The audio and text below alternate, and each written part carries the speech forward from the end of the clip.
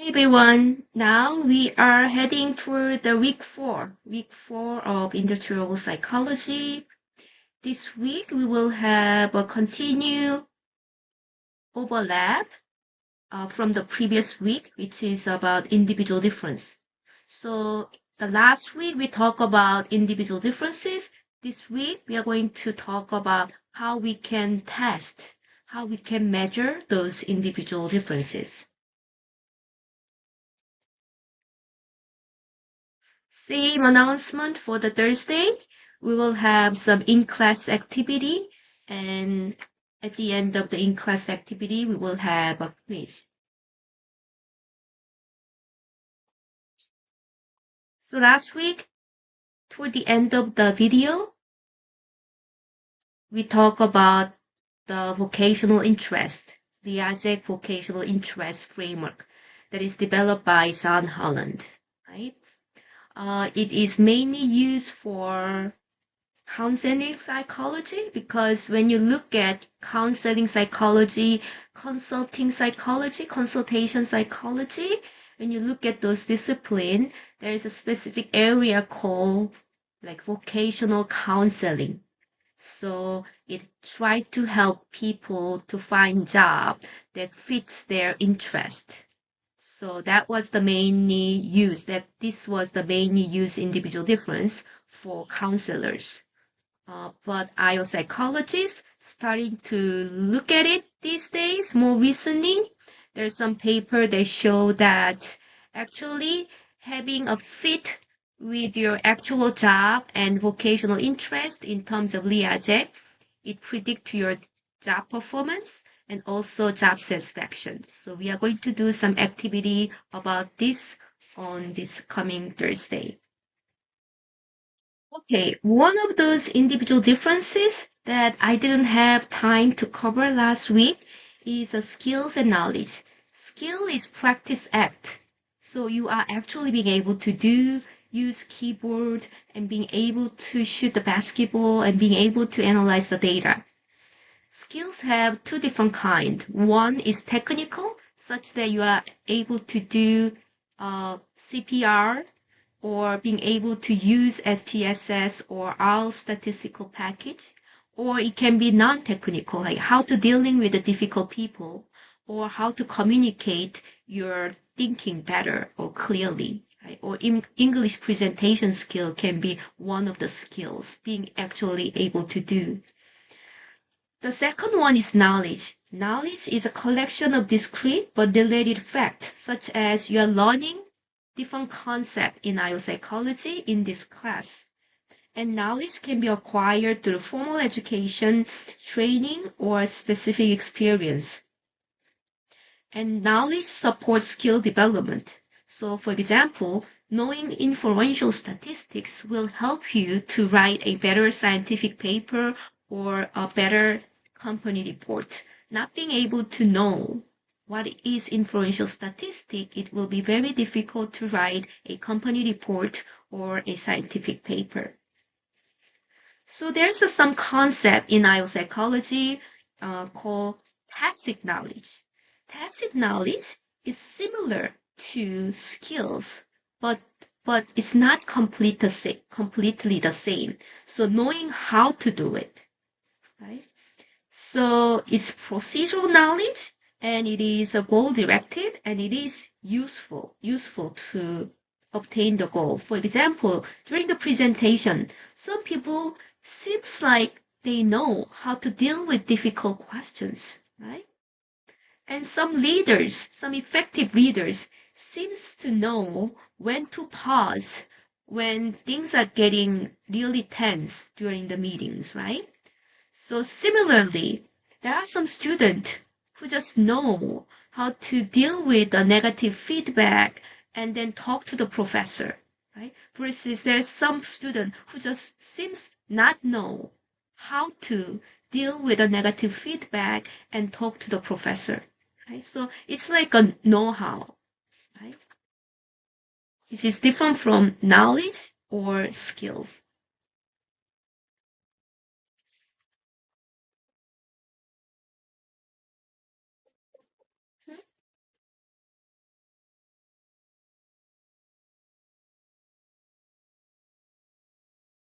Okay, emotional intelligence. Emotional intelligence is a kind of intelligence focuses on people's awareness of their own and others' emotion. So this idea of emotional intelligence stem off or very similar to the multiple intelligence framework by Gardner.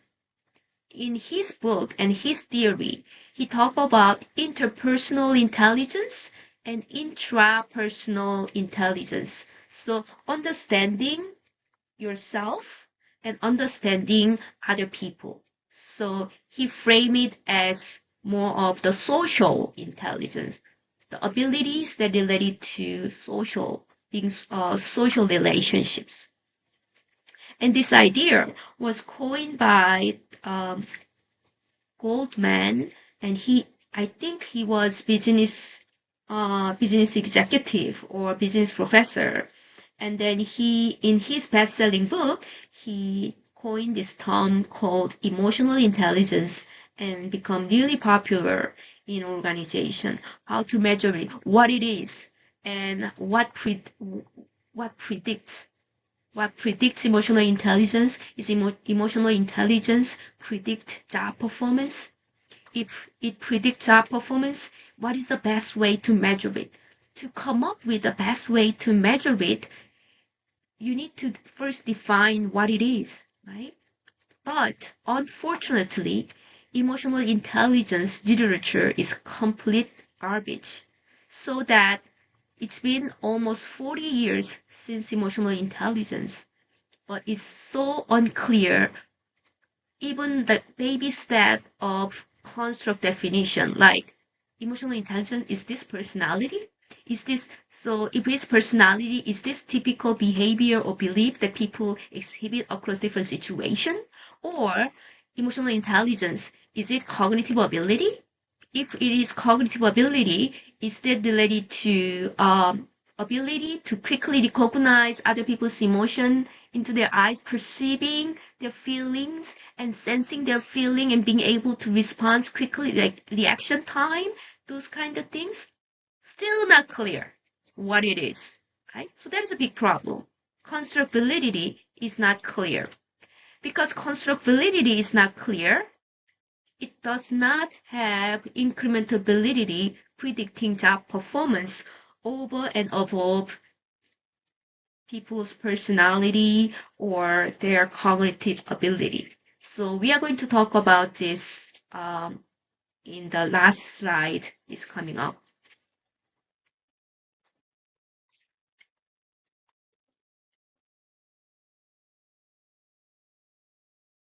Hey, what is TEST? So TEST is objective and standardized procedure for measuring psychological construct using a sample of behavior. So there's two distinction. There's a distinction that is important to remember. The test can be differ in terms of attribute to be assessed, such as the content. The task can be measuring general mental ability or their personality, their knowledge, or their skills, right? But also there's difference in tests in terms of way that we assess those attributes. So we call process. So process of measuring those content can be paper and pencil test for personality, or interview for personality, or we testing knowledge using paper and pencil test, or we can do interview to measure the knowledge, or we use work sample to measure their knowledge or skills.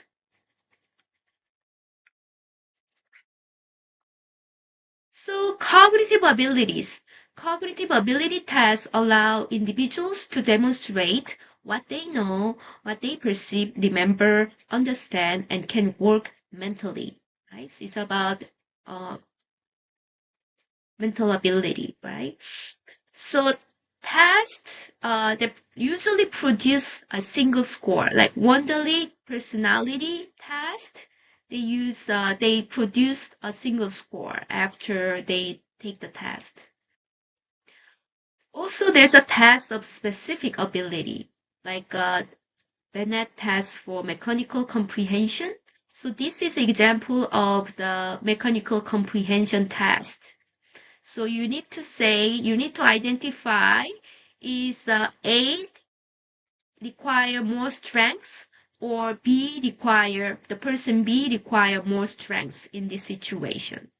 The correct answer is B because he's closer to the weight. So he need to have more strength to carry this box together. This is example of Wonderlic personnel test, which is cognitive ability, one type of cognitive ability test. So as you can see, which of the following is the earliest date, right? So you need to pick which one is the earliest date. So it's more like a common sense, right? And then there's some kind of simple mathematic problems, right? And then there's some kind of fact, remembering the fact, or vocabulary tests, items, and those kind of things. So they make the summation of the scores, and then they give you the final single score that represents your general mental ability. This is example of ability that is ability of spatial relations. This is being used for, I think this is being used for the firefighters. So they need to look at this graph, this picture. Above is a picture of factory shown from the front. From the back, it would look like A, B, C, D, right? So those people who want to be firefighters need to be able to pick the ones that correctly represent the backside of it. You can kind of imagine that this kind of ability, spatial abilities related to like performance in the firefighters. So this is the physical ability test for firefighters. You can see these ability tests are quite relevant to their actual job, such as stairway climbing and horse pulling and ladder pulling, like blind crawling, right? And dummy dragging, right? It's like the weight of the dummy bag is like a average person's weight, and they have to be able to successfully drag the bag on the ground and move the bag successfully. Those kind of things.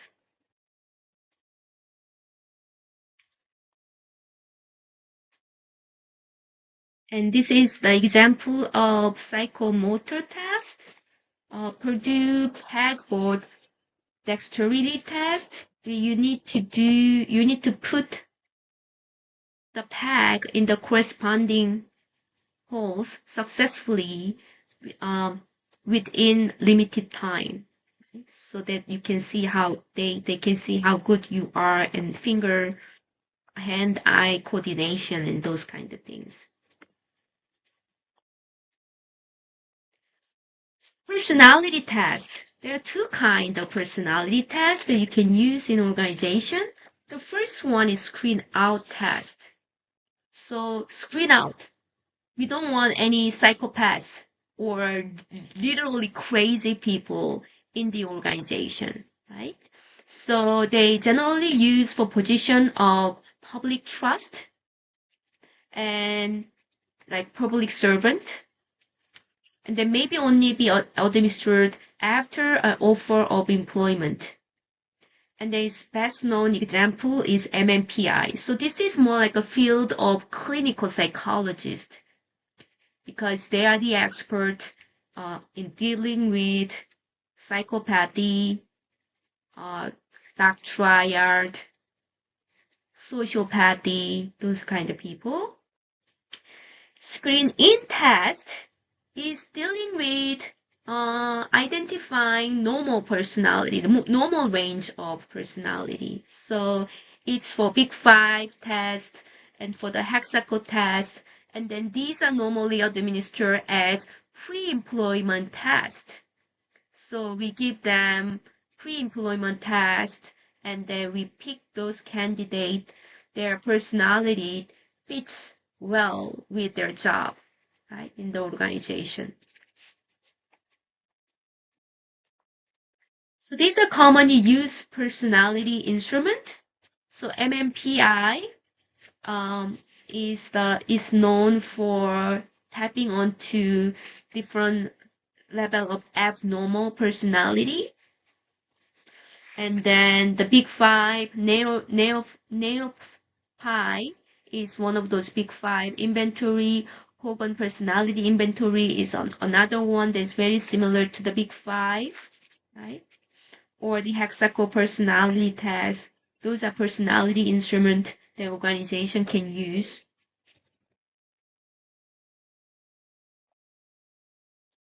So when you're giving a task, it can be speed or it can be power test. So speed test is most people would answer correctly if they are given enough time. So most people don't finish because it's limited in time. So it's like a typing test, right? Or quiz show, it's a speed test because you need to answer early, right? If you're too late, then you're not getting any point. Power tests don't have time limit, usually don't have time limit, such that most test takers have enough time to finish. And it's based on knowledge of the materials. Example is geography test, or last year in my midterm exam or final exam, most of people finish within 1 hour, right? Even though the entire test, the student could take like 75 minutes, but most of them, if they knew the answer, then they know the answer. It's not like giving more time will make their performance better. So speed test has high variability. So people are very different. Some people are really high score. Some people are really low score in speed test because you have limited time. Let's think of math problems, like really complex math problems. If you are given then like 5 minutes for 10 problems, if you are really good at math, then within 5 minutes you can solve it. But if you're not really good at math, you may be able to solve like 10%, 20% of it because you are given only 5 minutes, right? So there's more variability so that it has better predictability because they can discriminate better from really high performer versus really low performer in math. But there's an issue with the practicality and fairness. So let's say that this is a math test for the firefighters. And then you are given like medium difficulty level of math problems. And then you are only give 10 problems and you are only giving them 5 minutes to solve it. There will be a lot of variability for the candidate. Some candidates only finish like half of the question. Some very small number of super smart candidates were able to finish all the questions and correctly within 5 minutes, right? But the issue with the practicality is that do you really need mathematic genius to be firefighters, right? And also, it's a fairness. Like, is it fair that those people who are good at math take all the good jobs, like firefighters or like being a doctor or like whatever the job? Because whatever the job require like some kind of speed test for mathematics questions, right? So it's not necessarily fair. Other people, it's a one type of ability. So the other people who are not really good at math should give an opportunity, because job performance is not driven 100% by the cognitive ability. We know that it's only like 20% of job performance, 20-30% of job performance maximum can be predicted using cognitive ability, right? So that's a fairness issue. And also there's a practicality issue. Is that, do you really need mathematics genius? Not really, to be firefighters, right? For the firefighters, I mean, if you just ask me, I think physical strength is important, right? But also having those attitude, having an attitude to help others, it's very important as a firefighters and then as a public servant. So there's practicality and fairness issues with using speed test over the power test.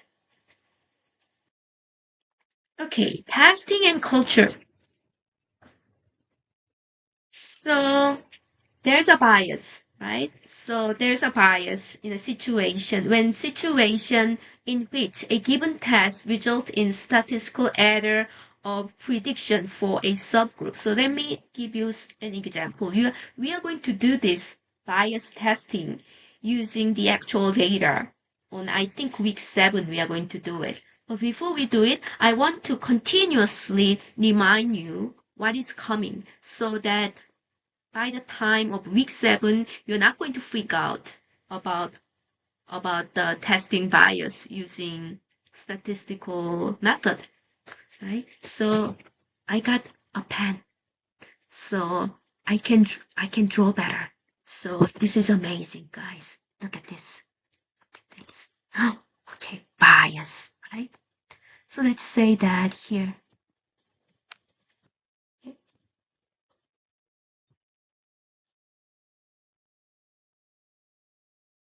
So this, we try to predict performance, job performance, using let's say a cognitive ability, or let's say an interview score, structure interview score, right? So if you do well on the interview, then once you get a job, that you are more likely to perform better, right? I mean, if you didn't perform well on your interview, then you're not going to perform well as a performance. There is a correlation, right? All I want to say is there is a possible correlation between interview score during when you are a job candidate and your actual job performance once you get a job. So this is a criterion related validity. So there's a positive relationship. Let's say that for the female,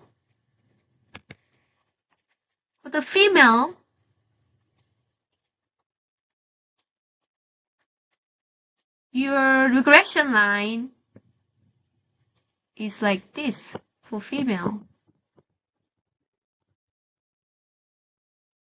For the male,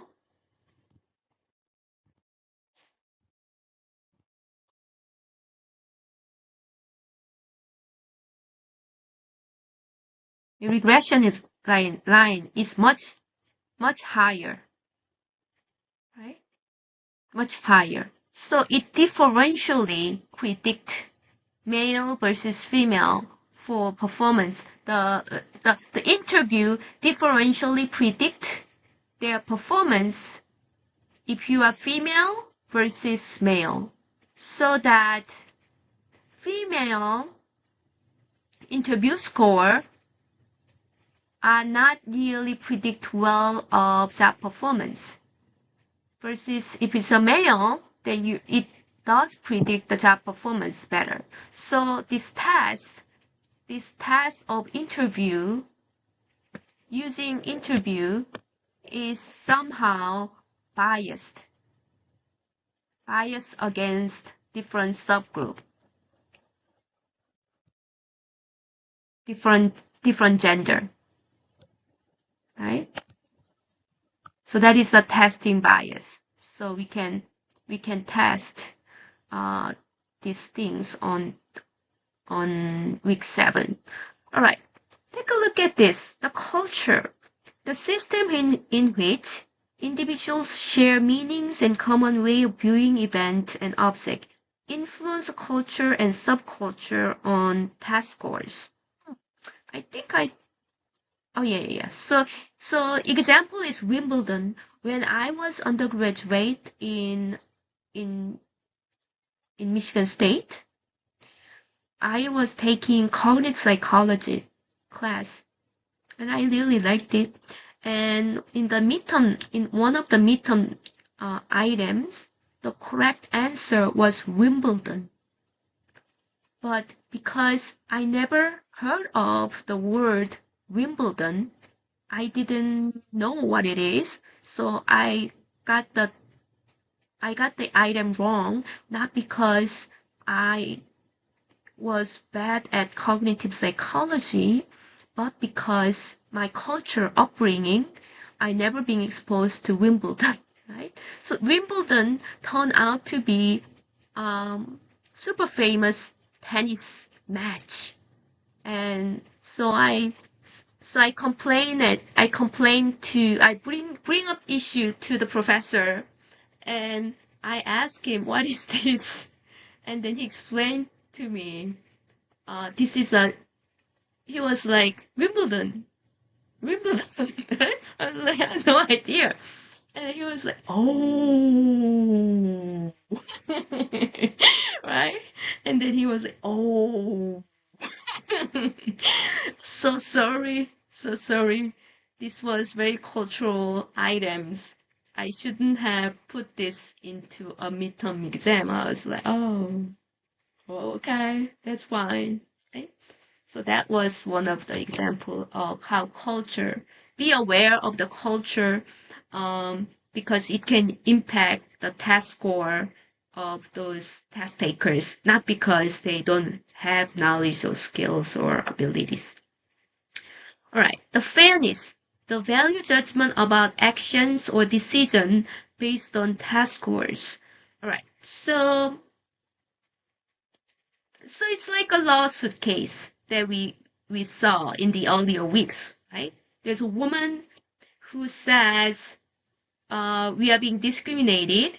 We are being discriminated because many women fail the physical strength test. So from the perspective of candidate who failed, maybe they think it's not fair, the test is not fair. And then we need to be, as organization, we need to be careful about it, communicating. Why do we testing this in this way? Because that gives a strong message about how much we care about our future employees, and then how fair we are treating people, even those who not ended up getting a job here. We want to give them a positive image about the organization, right? So fairness, perceived fairness is important. That's why establishing the validity of your selection system is important.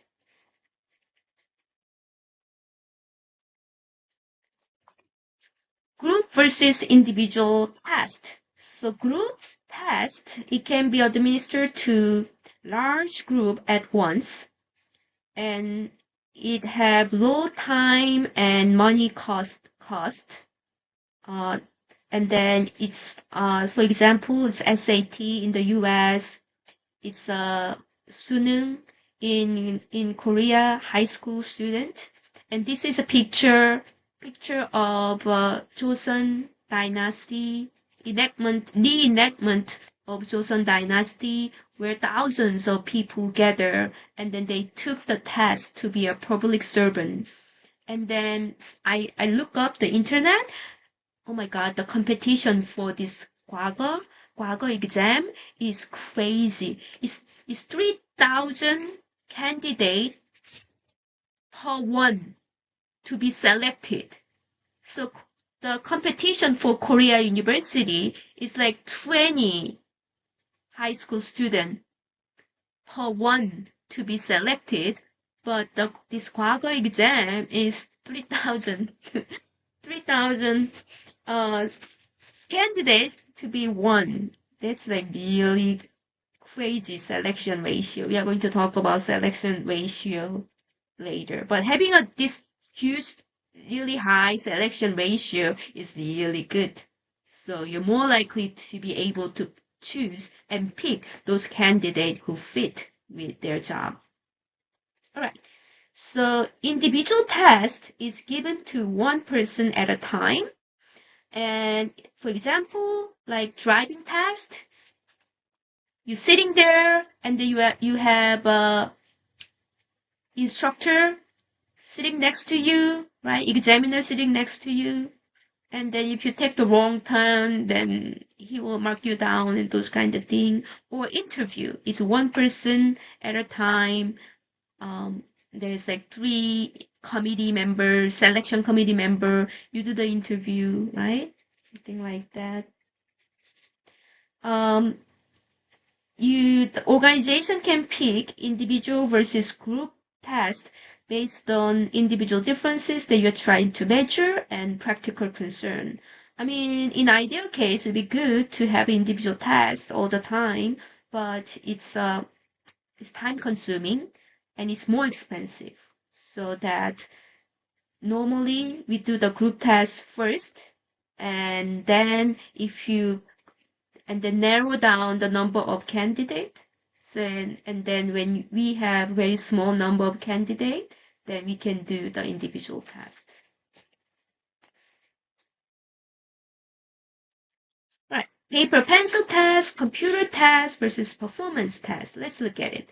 So paper and pencil test, the people need to write down their answers, right, on the paper. For example, it was SAT test when I was in college, right? The GRE, the graduate record exam, was on paper and pencil, and the midterm exam will be paper for this class will be paper and pencil.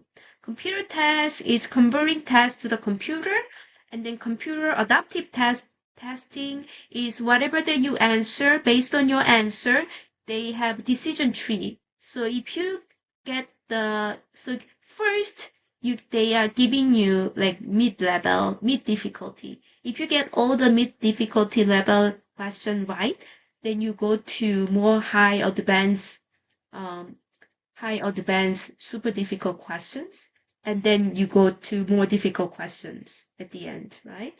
So versus if you start from midpoint, if you get all the midpoint, mid difficulty wrong, then you go to super easy questions.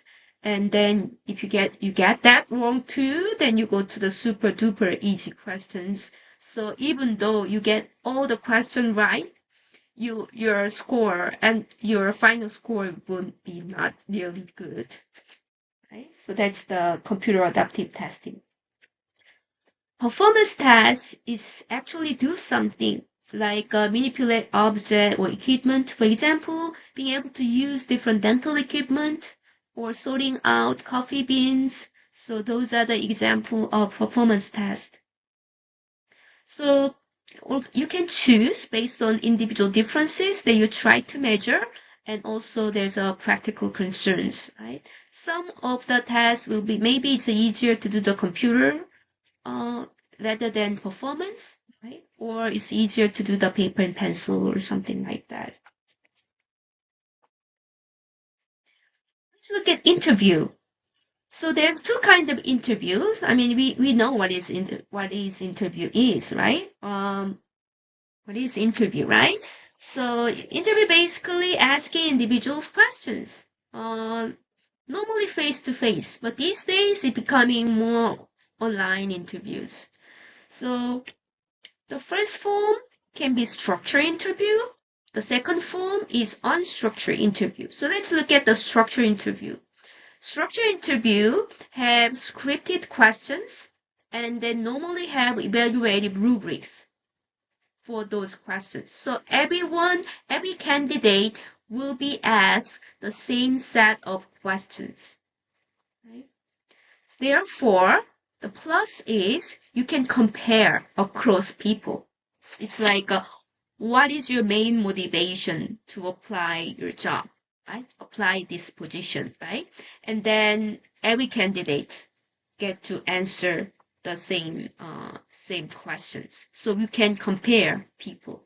Some people may say, oh, because it's nearby. I live in Walgok MRT, so it's quite near, right? Some people can be better in terms of their motivation because I've been always passionate about this. I have, blah, blah, blah. I have good experience, blah, blah, blah, right? The minus of structure is that you cannot ask new questions when they arise, right? So that's because it's very scripted questions, so that they dissuade you from deviate from the script. So because you need to follow the script, even though you want to ask follow questions. And structured interview is better for assessing job relevant knowledge, right?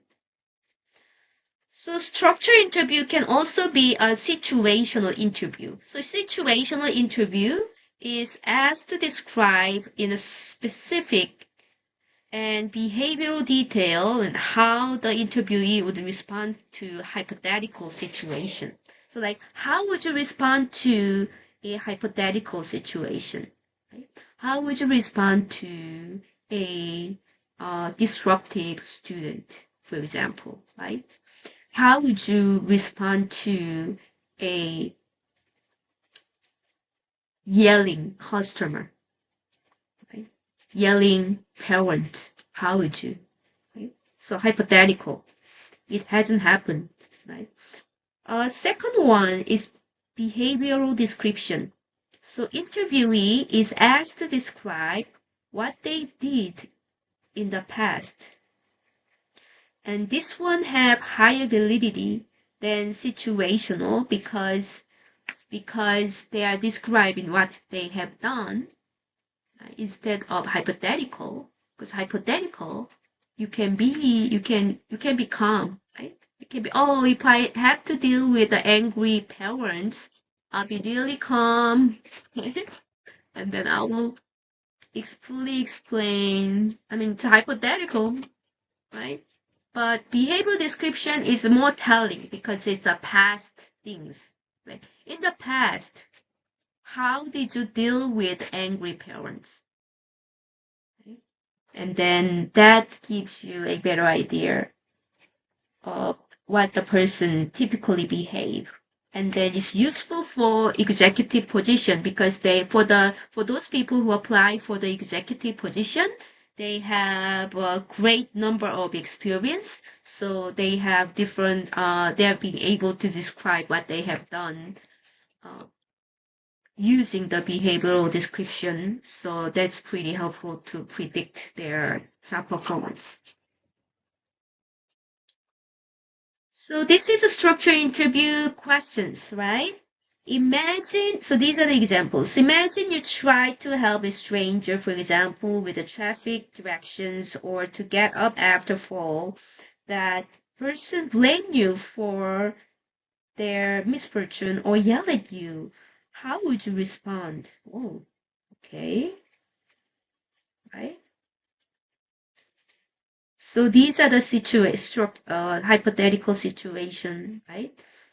So this one I think is pretty good to test out the critical incident during the job. So we will talk about critical incident technique in next week. But I think this is a pretty good examples. Okay. So the second type of interview is unstructured interview. So you just go as flow, right?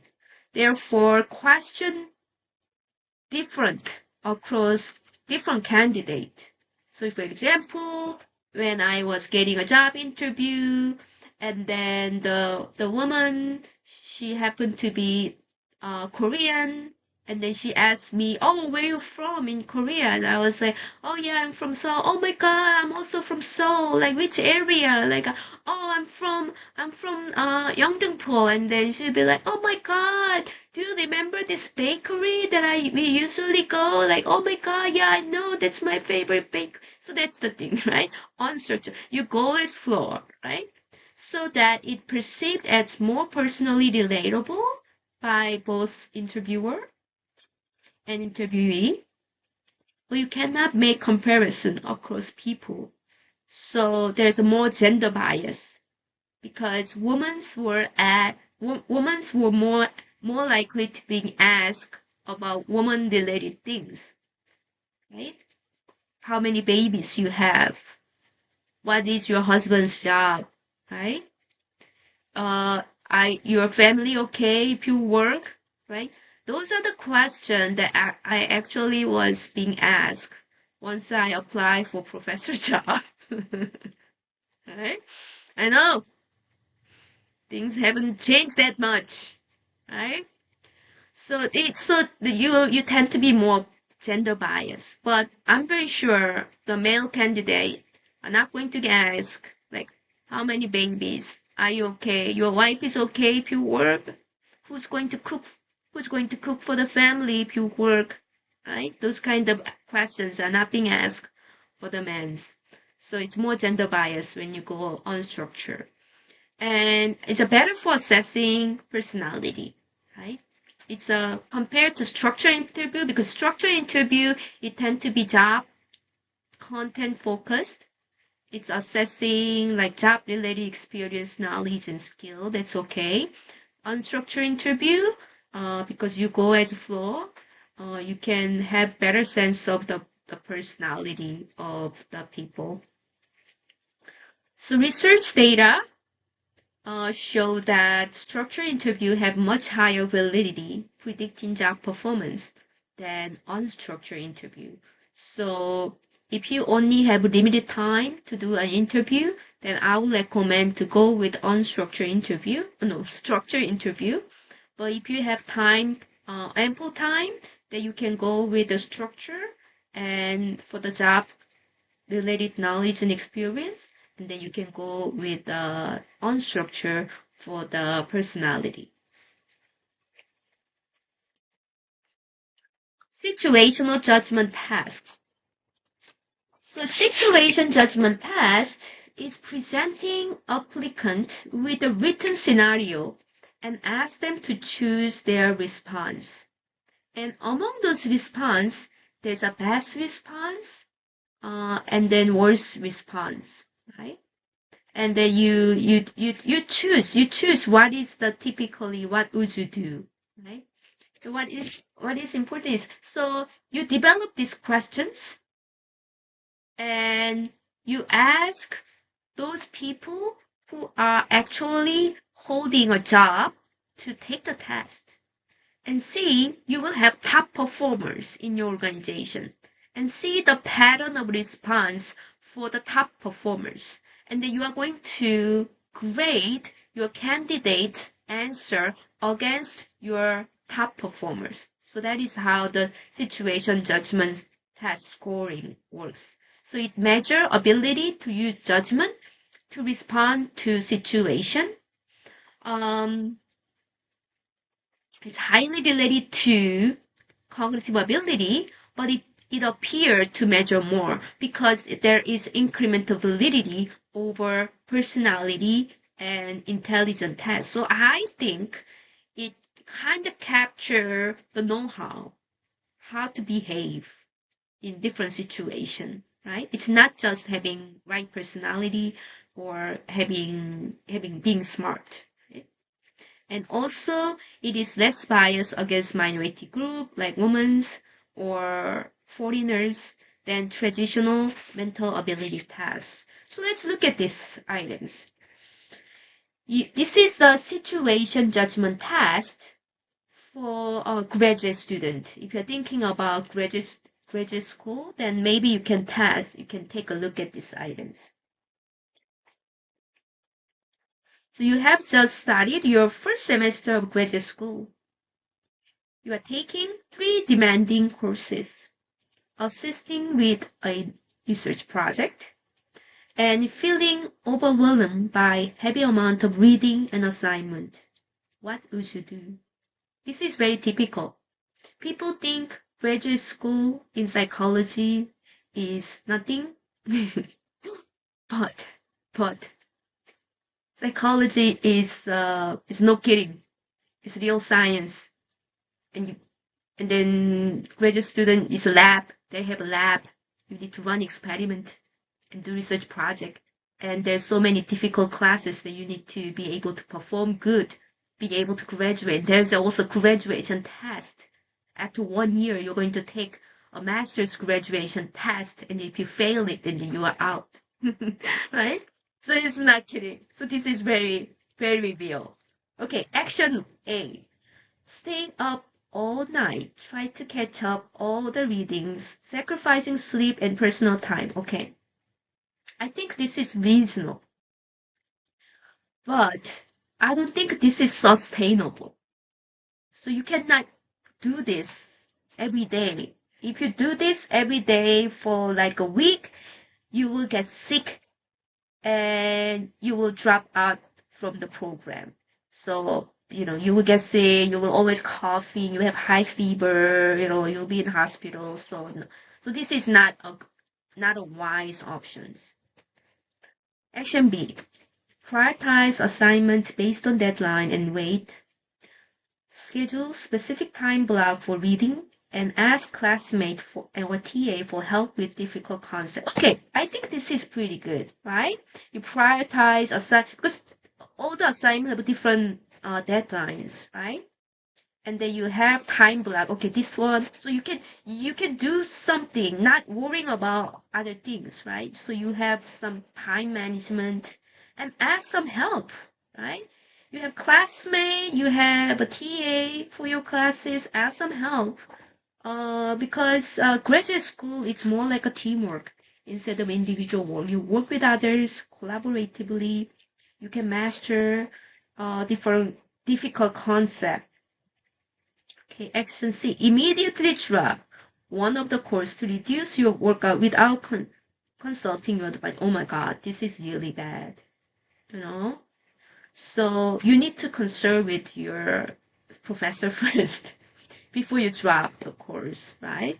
She or he may recommend you to drop it, or he will come up with some strategies for you. It's not like it's not like end of the world. Like, don't make this kind of movement especially when it's the first semester, right? That's like really bad impression management.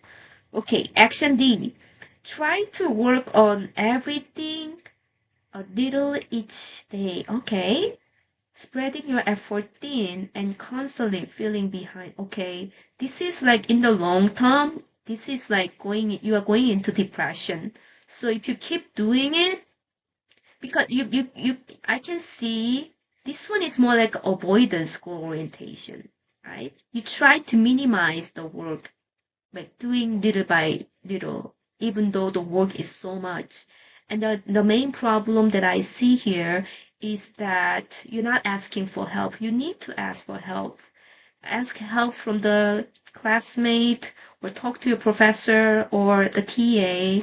So you need to be proactive dealing with difficulty, because you're not the one who dealing with difficulty. Okay, so this was example of situational judgment test. Biographical data. Okay, so the idea of biographical data is that what you have done will predict what you are going to do in the future. So past behavior is a good predictor of a future behavior. If you were the leader of student society in high school, you are more likely to become or interested in a leader of student society in psychology school, right? And you're more likely to be interested in doing more leadership position once you get a job, right? So information about person's history, such as what kind of job the person had, what kind of education that they were interested getting in, right? Were you in psychology major or were you in psychology and management major? Like what kind of education that you had shown interest previously? And leadership experience. What kind of leadership experience? What kind of extracurricular experience that you had? What kind of volunteer experience you had? Is helpful to know in predicting what kind of work performance you are going to show once you get a job. There's some concern about adverse impact, right? Like minority, like women's, not generally. Women or people with color in U.S., they're not generally have a lot of leadership experience, not because they are bad as a leader, but because they're not given the opportunity to or selected as a leader in the society, right? So there's some concern about adverse impact like that. And standardized formatting would help. So don't say that, like, okay, list whatever that you think is relevant for this job. Don't do that, right? But instead, like, list, like, what kind of leadership position that you had, what kind of, award, the teaching award that you had, and then what kind of service that you have provided, like volunteer service that you have engaged, something like this. Have some specific sections. Because if you just say that list whatever, then people will interpret with a different framework.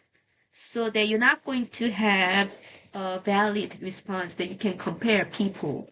Of course. Okay? Integrity tests. Integrity tests are inexpensive and cost of employee theft and dishonesty is really high. Predict counterproductive behavior and job performance. So using integrity tests, we can predict counterproductive behavior and job performance. There are two types.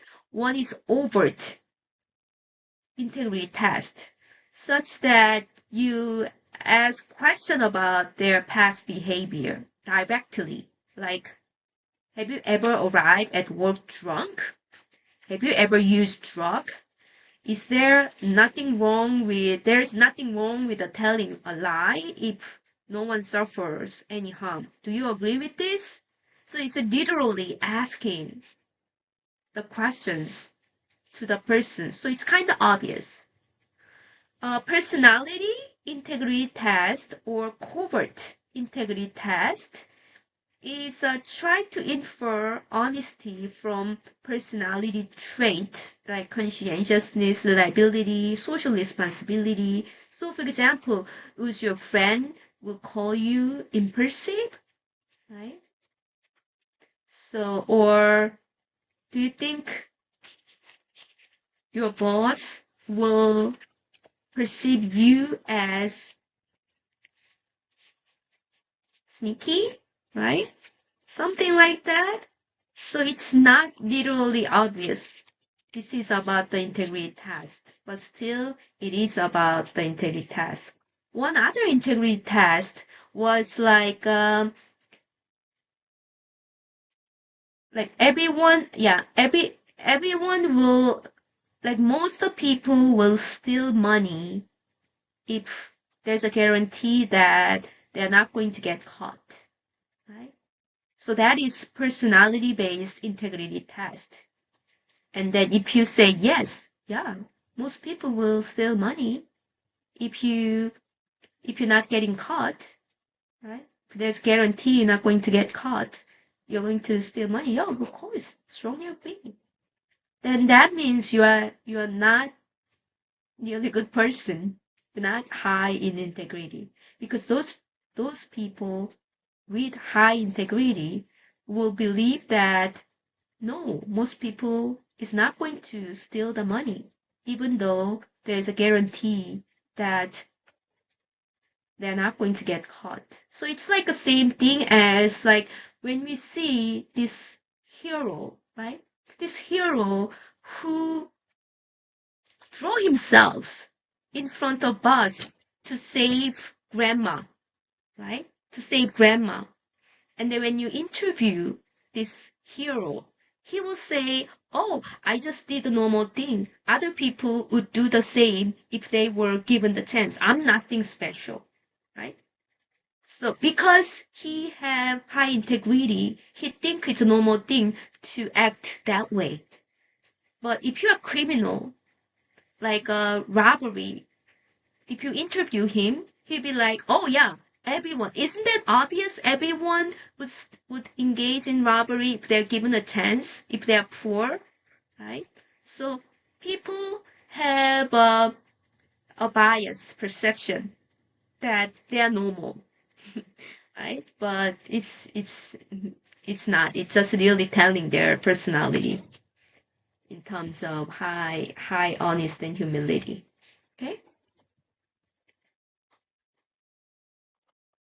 Work sample test. Work sample test is a measuring job skill by taking sample of behavior under realistic job-like conditions, like audition for an acting job and a mock teaching session for a teaching job, right? So you have a small sample of your job performance.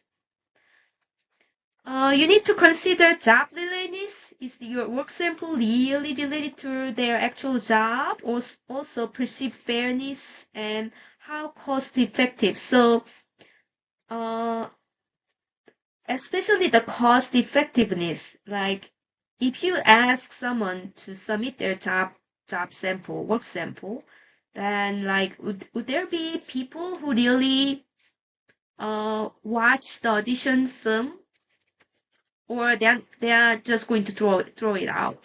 It's a waste of their candidate's time. And if you're not going to even listen to the song or watch the video, the acting video, so you need to consider those things because that really affect the perceived fairness of the candidate. So I once submitted my proposal for my book. I send my work sample, my writing sample to 30 different the publishing companies. And none of them, I think only like 5 of them have respond to me and say no, right? And then 25 of them never even bother to read my proposed chapter. I mean, my proposed chapter was pretty good, right? But they didn't even bother to it. And then I have this perceived unfairness. It's unfair. I put so much effort into writing this sample paragraph, and like it's actually like four or 5 pages of my book. But like, yeah, it's unfair. And then if they're not going to pay even attention to it, then why would you like do that? Like say that, okay, if you're interested in this one, please submit your samples and blah, blah, blah. So yeah. Assessment center. You might have heard of assessment center. So assessment center is a collection of procedure for evaluation that is administered to group of individuals. So collection of procedure, collection of tasks, different tasks. Okay? It is typically administered to group of individuals. So they work in a group and rated by multiple assessors. So IELTS psychologists in across world, many of them work as an assessor for the assessment center. So in a public organization and even the big organization in the US and also in Korea, to get promoted to a high level, executive level, they have to take multiple test, like in the assessment center. They take the paper and pencil test, group exercise, interview, and problem solving test, all different types of tests.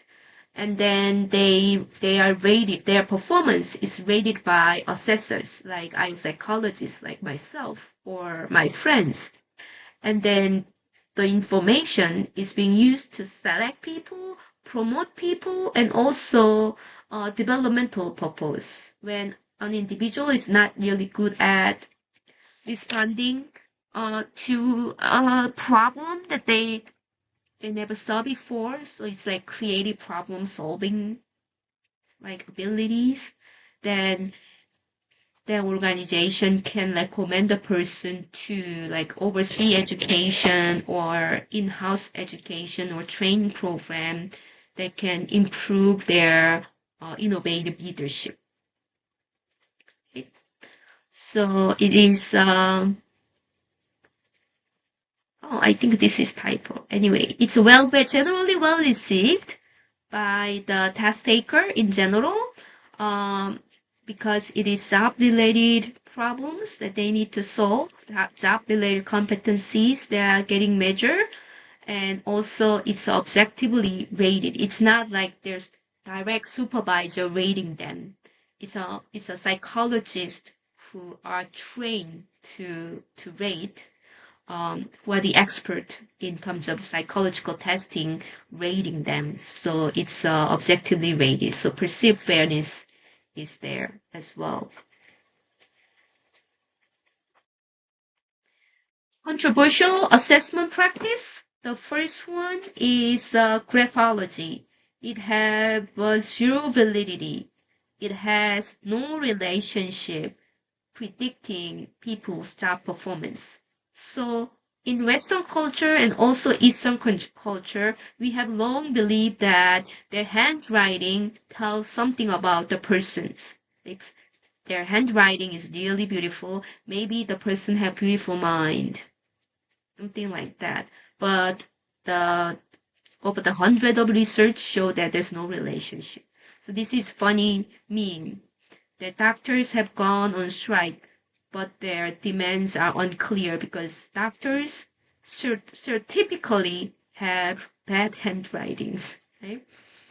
How about the polygraph, lie detector test? Is it valid? Does it really tell people that who are lying versus honest? The research show that it's not clear, right? It's more like it's not testing for the lie, but it's more testing for physiological reactions to different threat statement. And those polygraphs have no value for selection because for selection we want to select for the person who perform better, right? So it doesn't really have relationship with job performance. Okay, recommendation letters. The gender and recommendation letter. Okay, so there's some gender gap, okay?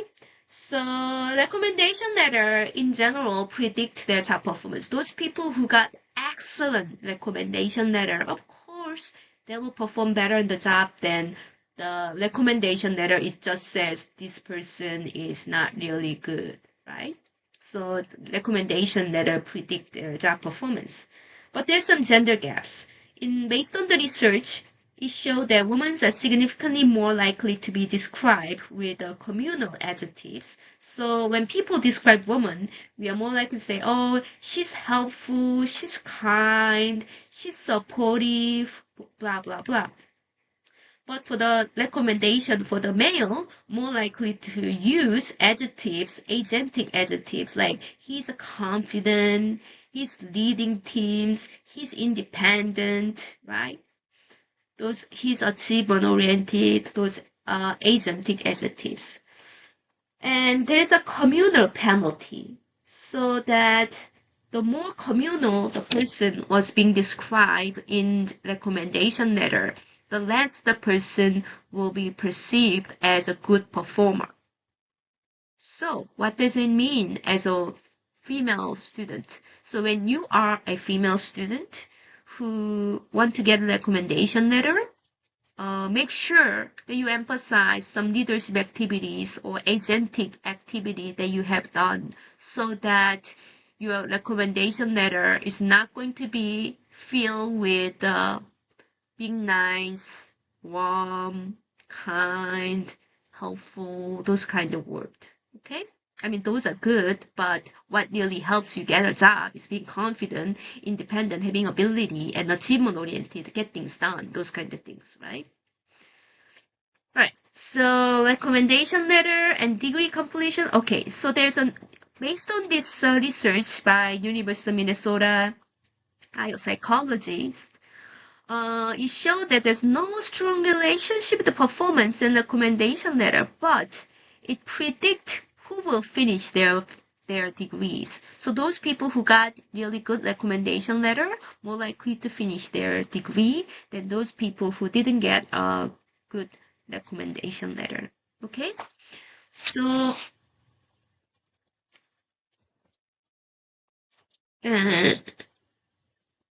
okay, so let's I think we only have a few minutes of these things, no?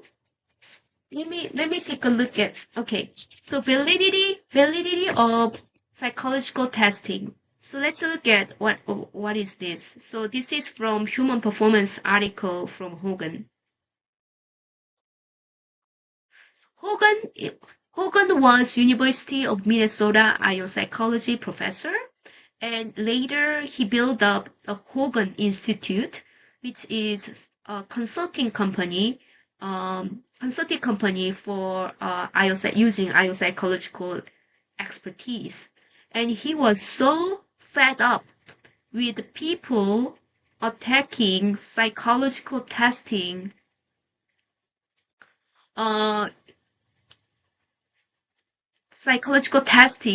being not really useful or not really valid.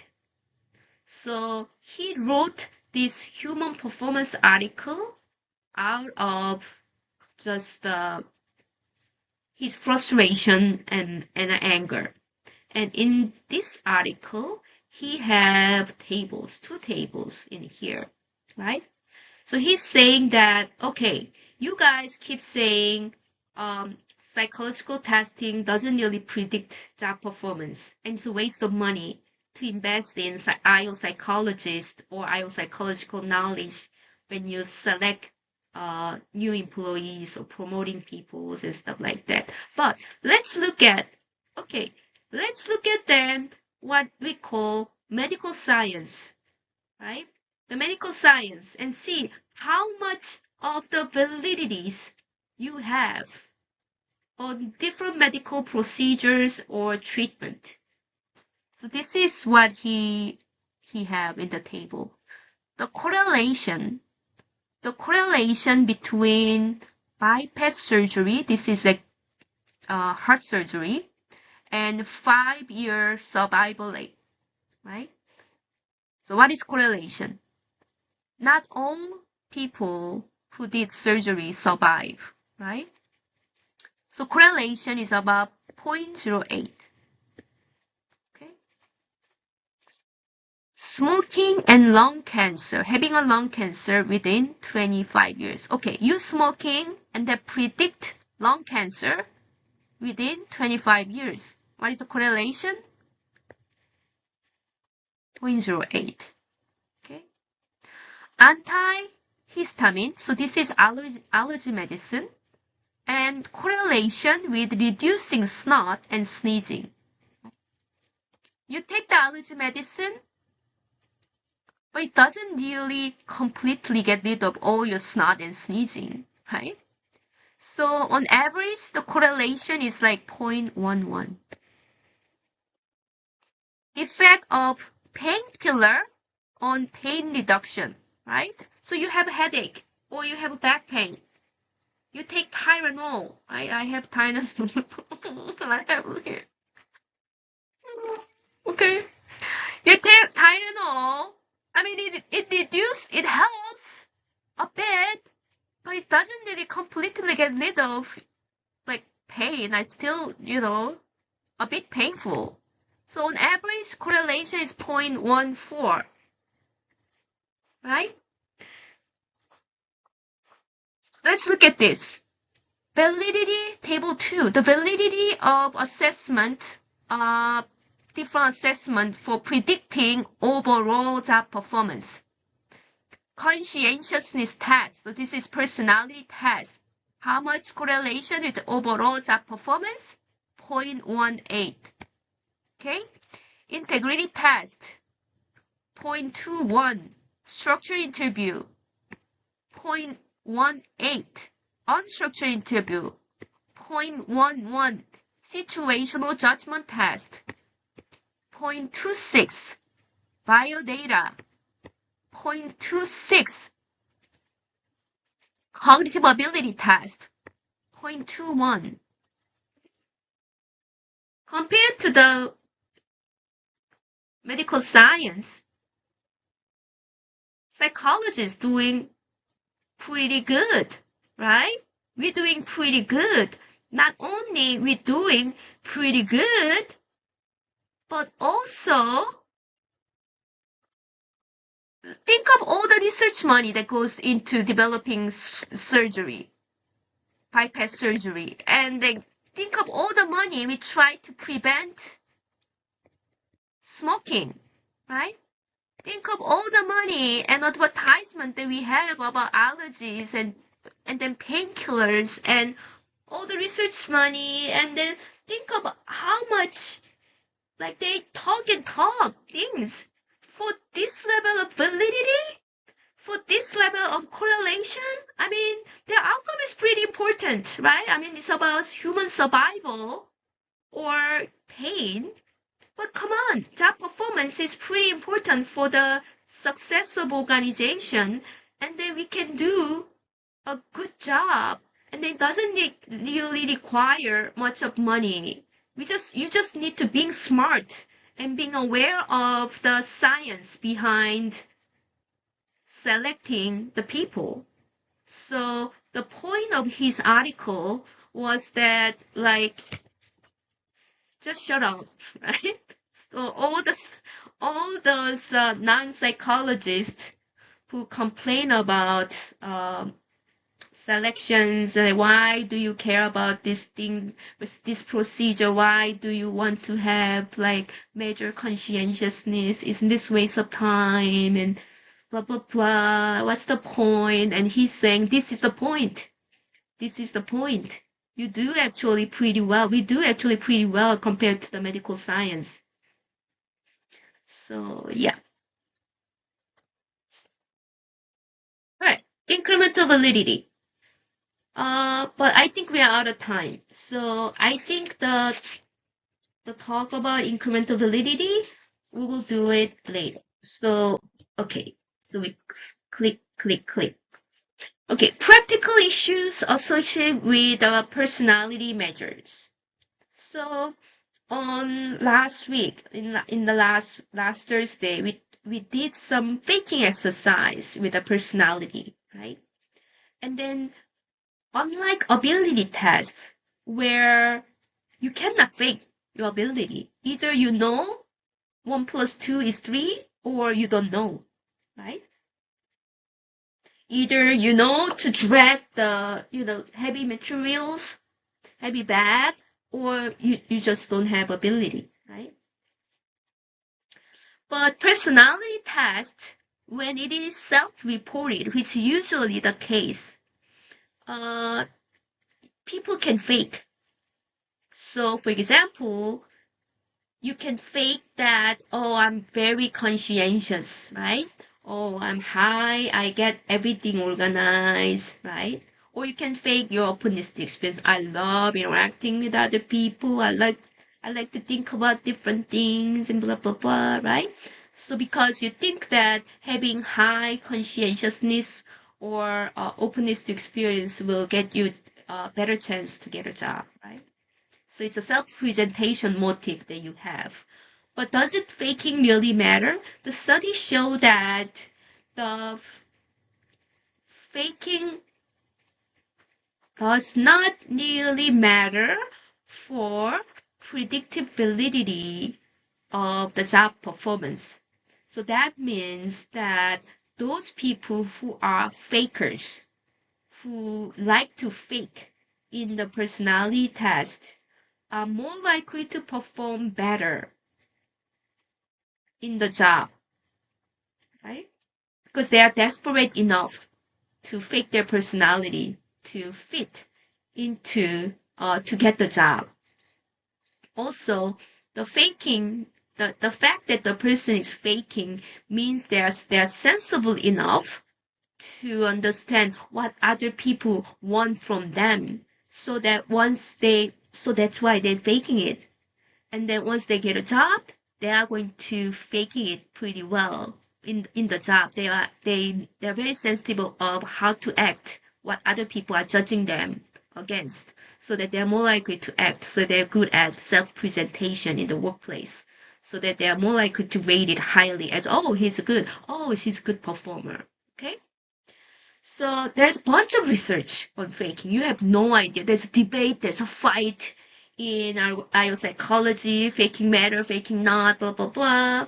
But Hogan's idea is saying, Hogan's, the previous person, was idea that faking not only is quite difficult to fake your personality, but also when it happened during the test taking situation, the assessment situation, that means the person is desperate enough to get a job, and that means they are really good at self-presentation and impression management, so that doesn't really affect their job performance rating. Therefore, overall, faking does not impact the criteria-related validity of personality test.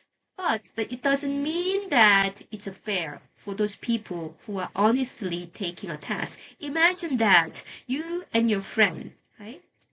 Everything, the abilities and personality are quite similar, right? But your friend, decide to fake his conscientiousness on the test so that he get perfect mark on the conscientiousness test. But you being honest, so you didn't fake, so that you have below perfect mark, so that you're not ending up getting a job. Your friend got the job. Right? So from the company perspective, it doesn't matter that much, because the research showed that faking does not significantly impact the job performance. But from the individual perspective, it's unfair. It's unfair. So that you just get the punishment being honest. So that is not fair. So what the organization need to do is you need to do some testing of integrity when you are doing assessment. And also you need to warn them. You need to warn the candidate such that, okay, if it turns out your personality rating is not really honest, then even if you once got a job, you will get discharged or something like that. Some kind of warning that faking is not really a good idea.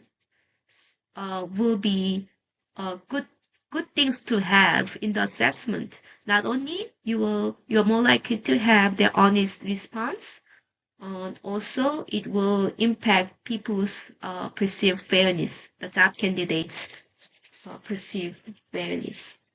Okay? All right. Sorry for going over time. I will see you next week.